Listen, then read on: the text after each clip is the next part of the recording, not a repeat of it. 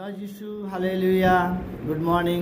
ঈশ্বরকে ধন্যবাদ দিয়ে আজকে যে বাক্য হিতোপদেশ আমি 11 অধ্যায় 24 এবং 25 পদ পড়ব। কেউ কেউ বিতরণ করিয়া আরও বৃদ্ধি পায়, কেউ কেউ আবার ন্যায় ব্যয় অস্বীকার করিয়া কেবল অভাবে পড়ে। দানশীল ব্যক্তি পরিতৃপ্ত হয়, জল সেচনকারী আপনি জলে সিক্ত হয়। হালেলুয়া।